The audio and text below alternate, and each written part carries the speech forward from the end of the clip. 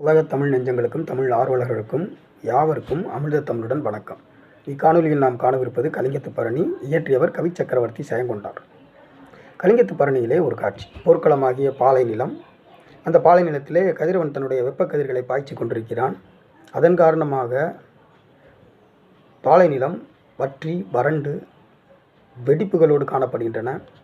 சரி, அந்த நில வெடிப்புகளுக்குள்ளாவது எங்காவது ஒரு துளி நிழல் இருக்குமா என்று பார்த்தால் அந்த வெடிப்புகளுக்குள்ளும் கதிரவனுடைய வெப்பக்கதிர்கள் ஊடுருவி கொண்டிருக்கின்றன. இந்த பாலை நில கொடுமையான காட்சியை, அந்த வெப்பத்தின் கொடுமையை பார்க்கிறார் கவி சக்கரவர்த்தி செயங்கொண்டார். இதை எப்படி வர்ணிப்பது? இங்கே பிறக்கிறது இலக்கியம், அவருடைய கவித்துவம். சூரியனுக்கு 2 மனைவிகள். முதல் மனைவி உஷாதேவி. உஷாவின் நிழல் சூரியனுடைய 2வது மனைவி சாயாதேவி. சாயை என்றால் நிழல்.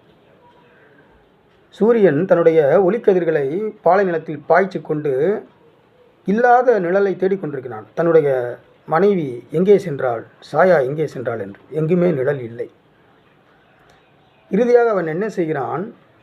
வெடிப்புகள் இருக்கிறது இல்லையா, பாலை நில வெடிப்புகளுக்குள் தன்னுடைய வெப்பக்கதிர்களை செலுத்தி தன்னுடைய மனைவி சாயா அந்த வெடிப்புகளுக்குள் சென்று நுழைந்து ஒளிந்து கொண்டிருக்கிறாளா என்று தேடுகின்றானா. அப்படி இருக்கிறது அந்த பாலைநில காட்சி. சூரியனுடைய ஒளிக்கதிர்கள் ஊடுருவாத இடமே இல்லை. அவன் தன் மனைவியை தேடுவதாக தெரிகிறது என்று இலக்கியம் படிக்கிறார் செயங்கொண்டார்.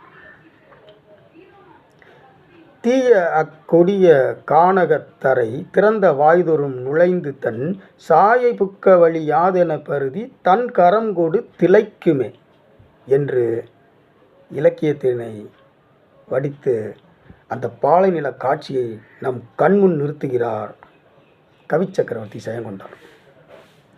இது போன்ற இலக்கிய செய்திகளை, சுவைமிகுந்த இலக்கிய செய்திகளை மீண்டும் கண்டுகளிக்க தொடர்ந்துருங்கள். அமிர்த தமிழுடன் எல்லாருக்கும் ஷேர் பண்ணுங்கள், சப்ஸ்கிரைப் பண்ணுங்கள், லைக் பண்ணுங்கள், கமெண்ட் பண்ணுங்கள். அடுத்த காணொளியில் கலிங்கத்து பரணியின் இன்னொரு இலக்கிய சுவையை காணலாம். தொடர்ந்துருங்கள் அமிர்த தமிழுடன்.